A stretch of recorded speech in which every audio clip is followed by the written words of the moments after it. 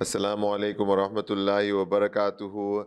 In the beautiful lineup to the Minara Business Awards, we've had the opportunity of interviewing a few of the finalists. And, shukar alhamdulillah, we're here today with Fuaad Suleiman from Natal Box Factory. Assalamu alaikum, Fuaad. Thank you for joining us. Wa alaikum salam wa rahmatullahi wa barakatuh.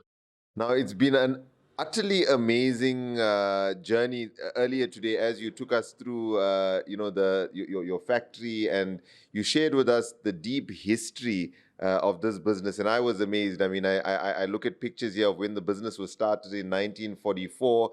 I then look at awards that you've been given, by Standard Bank of, 75 years of being with the bank. Tell us a little bit about the history and shukar alhamdulillah, with Allah Ta'ala's grace, how you and the business and your family have arrived where you are today. In the name of Allah, the most beneficent, most merciful, firstly, I would like to thank Minara for giving me this opportunity. Our business started in 1944 by my late dad, Hashim Suleiman. We were based in Claywood, and then in the early 70s, we moved to Isipingo.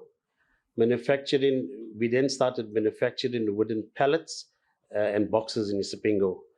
My dad, in his earlier days, had done wood and coal, and at that time there was problems with there was no electricity, so he therefore supplied coal house to house. That's what he did, door to door. Right?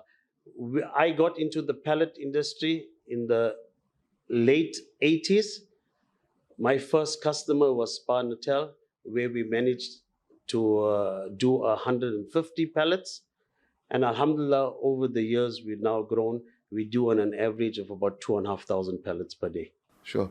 And I mean, this is an interesting story because you had the family had a pre-existing business, but you identified an opportunity in the market.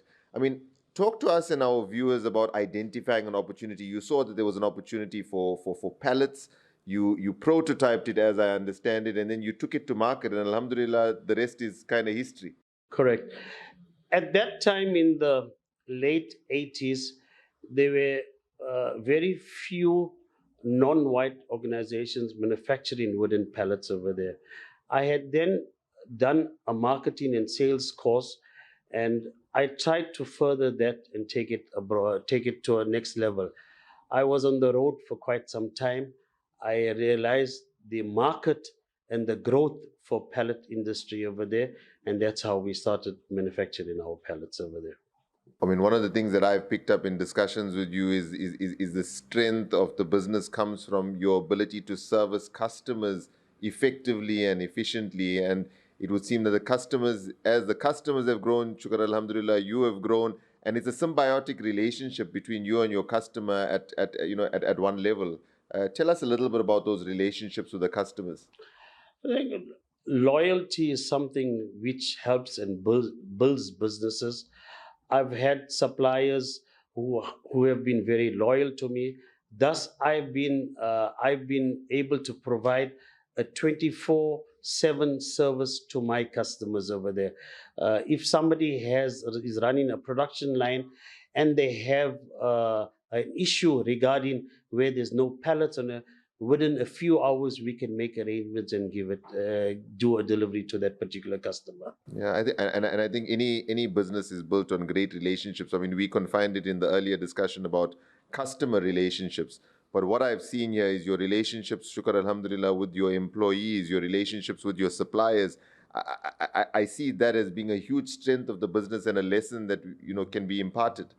Okay. I think the growth and the success to our business has been having a loyal staff, a loyal management structure. My brother Ghulam Hussein has been very instrumental in it. His nephew, his son Ashraf has always been there. He presently runs the factory over there.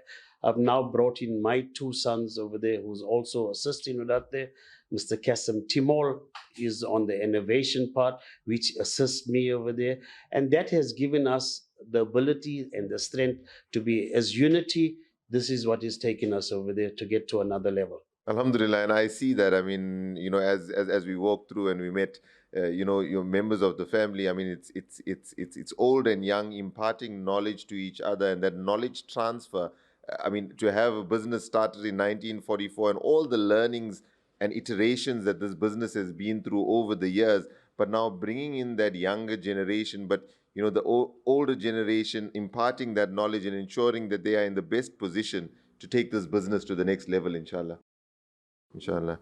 Now, what's most interesting, and we very seldom find it, is eco, being eco-friendly and eco-green. And I'm using, a little bit of the wrong terminology. You may be able to help me here, but basically, you've tried your best to minimize waste in your plant, or to recycle and reuse as much as possible. Tell us a little bit about that journey, please. Okay, I think because we manufacture wooden pallets, so we get a lot of off-cut timber, we get a lot of sawdust, and we get a lot of waste. The other important fact is there's been shortages of timber. Lots of logs are being exported to the various countries, and the demand for logs or for timber in South Africa has always risen, thus taking the price of timber high. So for me to pass something on to my customers, I had to come up with some innovative ideas. I had to come up with ideas where we could recycle timber. I had to come up with ideas where we can finger joint timber, and to try and keep costs to the minimum. Thus, over the years, we've set up different plants. Probably every year, every 2 years, we come up with something innovative, something new. Our recent projects has been the finger jointing the timber, where we finger joint the timber, and now we've started something new where we want to get into the broom handles over there with the wastage of the timber. Prior to this, this timber was just being dumped. And I think that's the way the world is moving these days in terms of sustainability, in terms of less impact on the planet at large, and it's been wonderful, and we congratulate you and on these initiatives that you've undertaken. But we'd also like to use it as an example, to the rest of the business community out there, to look at the wastage in your businesses, and thereby eliminating, number one, wastage, but reusing it in a different aspect. If I can encompass, that story, or what the journey you've been on in that regard, they say that leaders of organizations need to be thinking about what happens next year, not what's happening at the moment. And I see that in you, because shukar alhamdulillah, the operations run, very effectively within the structures that you have. And what you are looking to now is, we spoke about it earlier, is innovation, is being able to offer your customer the next best thing, whether that's a pallet or a product with more integrity, but also a full packaging solution. Let's end off talking about this full packaging solution rather than being a single product supplier.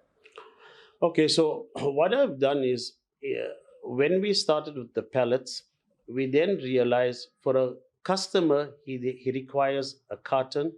And after he packs his commodity in a carton, he then requires to pallet wrap it. So my initial start was with the pallets.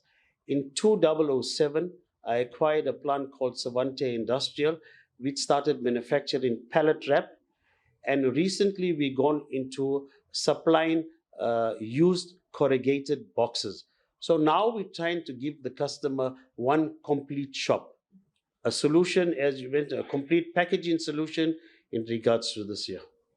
Fuad, Jazakallah, thank you so much for joining us today, for giving of your time, and congratulations, number one, on being a finalist in the Minara Business Awards.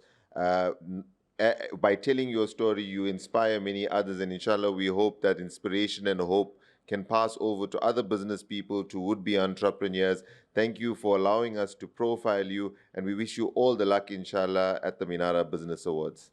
Thank you. I thank you guys for coming over. I thank the Minara for giving us the nomination. On just departing, I'd like to say one thing. Going forward, South Africa is experiencing load shedding. We've now coming up with a plan that where we can generate electricity, where we can generate some power. So would our waste, and we would be acquiring waste from various other from various other concerns over there. We now want to create a commodity called a pellet, which would be put into the boiler, which will help you to generate electricity. This will help to reduce this will help to reduce for coal supply, because coal has become a shortage and the price of coal has tripled in the last 3 months. So this is the new project, or the what we're looking at, and inshallah, let's hope all goes well on it. No, and I know you showed me that earlier on, and I must just say thank you for mentioning it, because it's real world solutions for real world problems in the current day and age that we live in, especially as you say with load shedding, etc., etc. And inshallah, we make dua that Allah Ta'ala take you from strength to strength, you and the business from strength to strength, and inshallah with this new innovation, by solving, as I said, a real world problem, it can only be successful with Allah Ta'ala's help, inshallah. Inshallah, I mean, thank you for this. Jazakallah Fuad. Thank you so much. Thank you.